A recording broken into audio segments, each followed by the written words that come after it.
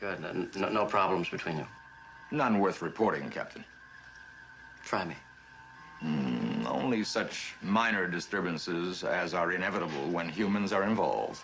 Well, personally, I find it fascinating that with all their scientific knowledge and advances, that it was good old-fashioned human emotion that they valued the most.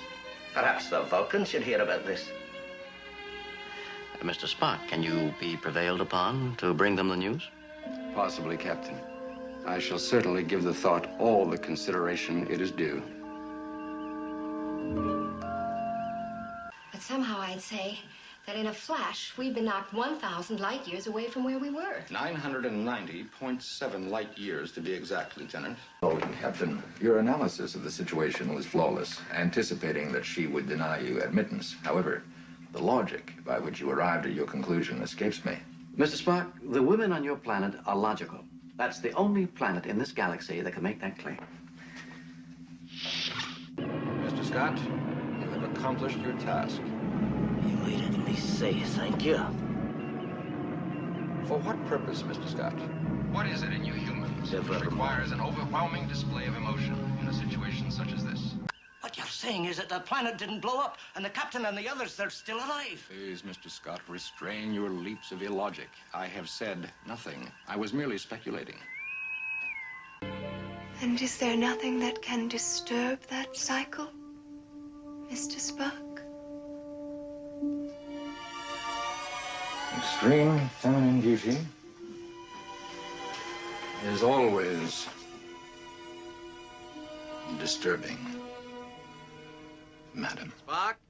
The controller is young and powerful. Perfect! How very flattering. What took you so long?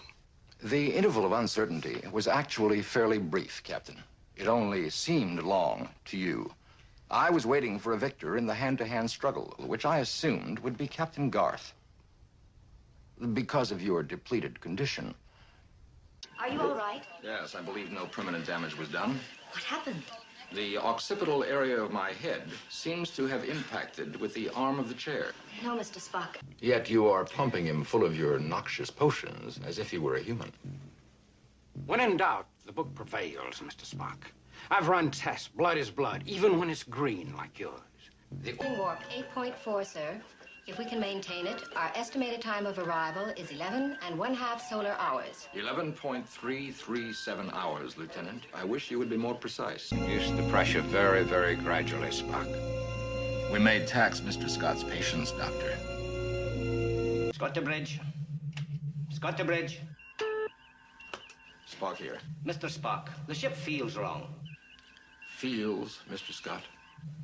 I know it doesn't make sense. Instrumentation reads correct, but the feel is wrong. It's something I can't quite put into words. That is obvious, Mr. Scott. I suggest you avoid emotionalism and simply keep your instruments correct. Spock out. The last taped orders. Oh, those orders. Well, there wasn't time. We never had a chance to listen to them. No, you see, the crisis was upon us and then passed so quickly, Captain, that we never... Good. Good. But that's not possible. Nothing can do that. Mr. Scott, since we are here, your statement is not only illogical, but also unworthy of refutation. When the personality of a human is involved, exact predictions are hazardous. Particularly where humans are involved, Doctor. Can you give me warp 8? Aye, sir. And maybe a wee bit more. I'll sit on the warp engines myself and nurse them. That position, Mr. Scott, would not only be unavailing, but also undignified.